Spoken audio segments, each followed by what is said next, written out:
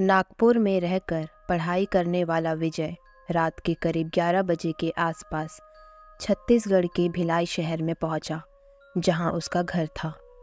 वो ट्रेन से निकला ही था और किसी को कॉल करने की कोशिश कर रहा था, लेकिन किसी ने कॉल नहीं उठाया।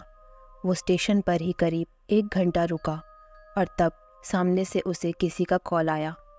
विजय ने कॉल उठाया और कहा, भैया कहाँ हो आप? कब से इंतज़ार कर रहा हूँ आपका, मुझे लेने नहीं आए आप।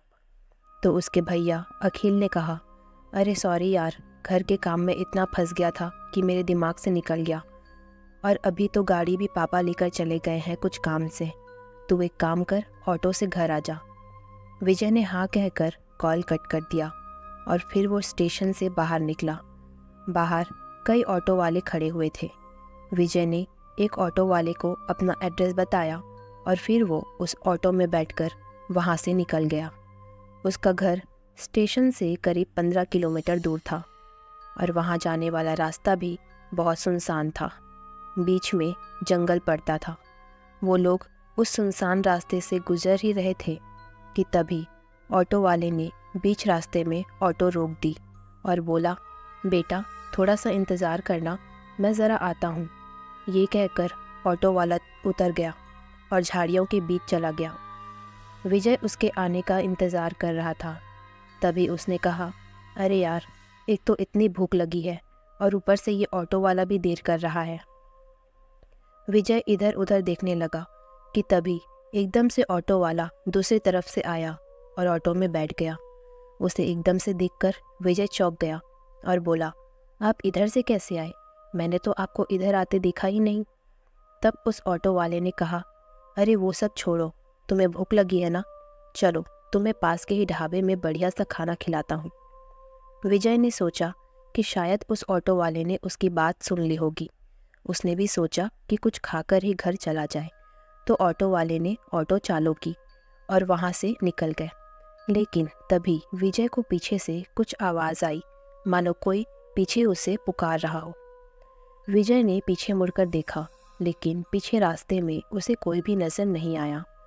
थोड़ी देर के बाद ऑटो वाले ने ढाबे के सामने ऑटो रोक दी और विजय बाहर निकलकर ढाबे को देखने लगा।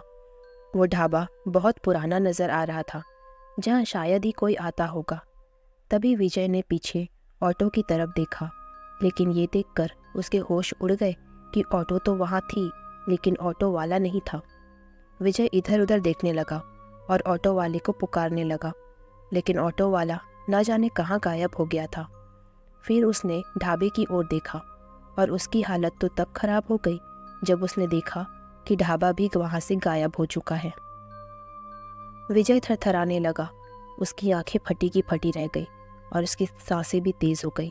वो मदद के लिए पुकारने लगा, कोई है यहाँ, मदद करो मेरी। ये कौन सी जगह है भाई? वो ढाबा कहाँ गया? ऑटो वाला कहाँ गया? ये इतना घबरा गया था कि डर के मारे उसने रोना शुरू कर दिया। उसे पता ही नहीं चला कि वो कब रोने लगा। फिर उसको ऐसा लगा जैसे आसपास कोई तो है, लेकिन नज़र नहीं आ रहा। अंधेरा काफ़ी ज़्यादा था, तो उसने अपने फ़ोन की फ्लैशलाइट ऑन कर ली और उसने सोचा कि क्यों ना खुद ही ऑटो लेकर वहाँ से निकल जाया जाए। इसलिए वो ऑटो में बैठ गया और ऑटो चालू करने की कोशिश करने लगा, पर ऑटो चालू ही नहीं हुई। उसने अपने भाई को कॉल किया, पर उसके भाई का फ़ोन भी स्विच ऑफ आ रहा था। उसने अपने बैग को अपने सीने से लगाकर पकड़ लिया और इधर उधर देखते हुए वहाँ से पैदल ही जा रहा था। तभी उसे पीछे से आवाज़ आई। वो आवाज़ सुनकर विजय रुक गया, लेकिन पीछे देखने की उसकी हिम्मत नहीं हुई, इसलिए वो वहाँ से तेज़ी से भागने लगा। पर पीछे से ऐसी आवाज़ आने लगी जैसे कोई विजय के साथ साथ तेज़ी से भागते हुए आ रहा था। ऐसा लगने पर विजय और तेज़ी से भागने लगा, पर भागते भागते उसका पैर मुड़ गया और वो सड़क पर गिर पड़ा। फिर वो पीछे पलटा, मगर उसने देखा कि उस सड़क पर दूर दूर तक कोई नहीं था। उसने सोचा कि अगर पीछे कोई था ही नहीं, तो वो कदमों की आवाज़ कहाँ से आ रही थी। विजय पसीने से भीग चुका था। वो हिम्मत करके खड़ा हुआ और वो वापस इधर उधर देखते हुए आगे जाने लगा। तभी आसपास के जंगल से कुछ आवाज़ें आने लगी। वो आवाज़ सुनकर विजय के पांव वापस ठहर गए। वो चारों तरफ घूम घूम कर देखने लगा, कहीं कोई नहीं था।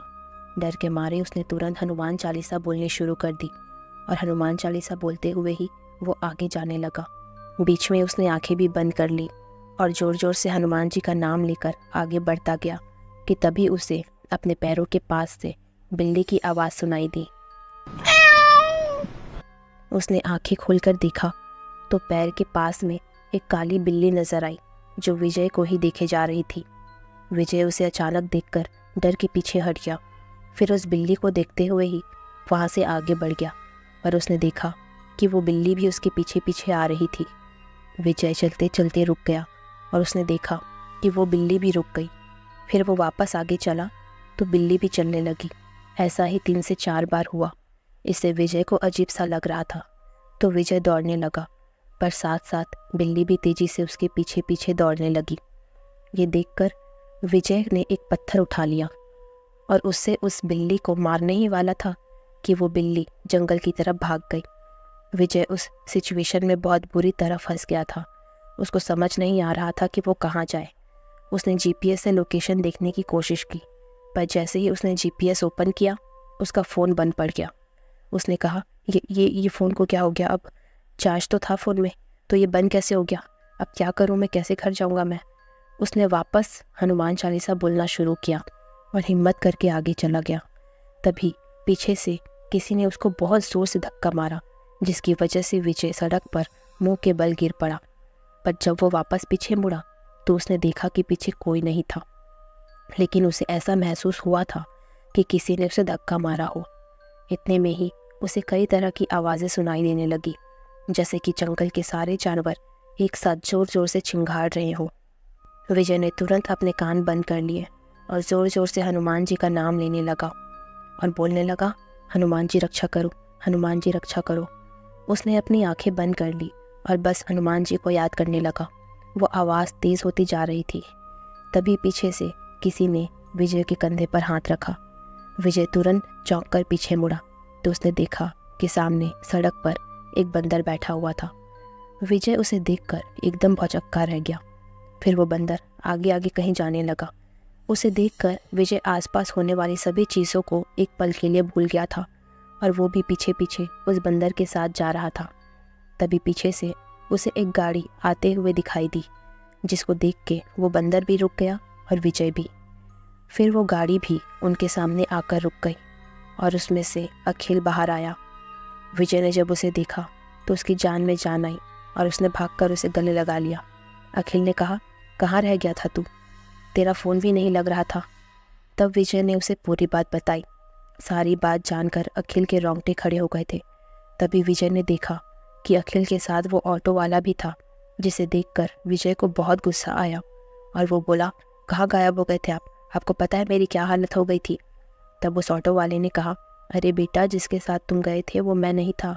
मुझे लगता है कि तुम चकवा के जाल में फंस गए थे। चकवा का नाम सुनकर विजय और अखिल कंफ्यूज हो गए। उस ऑटो वाले ने बताया कि इस इलाके में कई लोगों ने चकवा यानी कि छलावा के जाल में फंसने की बात कही है। चकवा वो पिशाच होता है जो लोगों को राह भुलवा कर आखिर में मार डालता है। विजय और अखिल की सांसें अटक गई थी ये जानकर। उस ऑटो वाले ने बताया कि जब वो झाड़ियों से निकला तो उसने देखा कि कोई उसकी ऑटो लेकर जा रहा था। उसने विजय को आवाज़ भी लगाई, लेकिन उसने सुना नहीं। विजय ने कहा, मतलब वो ऑटो वाला आप नहीं थे, बल्कि एक भूत था जो मुझे मारने वाला था। तो आप यहाँ कैसे आए? विजय कांप रहा था। अखिल ने कहा, अरे ये मुझे रास्ते में मिले, बेचारे सड़क के किनारे बैठे हुए थे परेशान होकर। मैंने पूछा तो इन्होंने कहा कि कोई इनका ऑटो ले गया, तो मैं इन्हें साथ लेकर तुझे ढूंढने लगा। विजय ने बताया कि उसकी ऑटो रास्ते में ही खड़ी थी, लेकिन ऑटो वाले ने कहा कि उसे उसकी ऑटो रास्ते में कहीं नहीं दिखी। विजय ने कहा, कोई बात नहीं, हम आपको आपके ऑटो के पैसे दे देंगे। आज तो हनुमान जी ने बचा ही लिया। इतने में ही विजय का ध्यान उस बंदर पर गया। विजय ने तुरंत पीछे देखा, लेकिन वो बंदर वहाँ से गायब हो गया था। विजय इधर उधर देखने लगा, लेकिन वो बंदर कहीं नहीं दिखा। विजय को ऐसा लगा जैसे कि स्वयं हनुमान जी ही उसकी मदद के लिए आए थे। और उनकी वजह से ही उसकी जान बच गई। उसने दिल से हनुमान जी का शुक्रिया अदा किया और फिर वो तीनों वहाँ से निकल गए। तो इस तरह हनुमान जी ने तो विजय की जान बचा ली। दोस्तों, अगर आपको भी हनुमान जी पर विश्वास है तो स्टोरी को लाइक करके कमेंट में जय श्री राम ज़रूर लिखिए। स्टोरी पसंद आई हो तो चैनल को सब्सक्राइब भी कर दीजिए, क्योंकि यहाँ आपको हर रात नई स्टोरी सुनने को मिलेगी।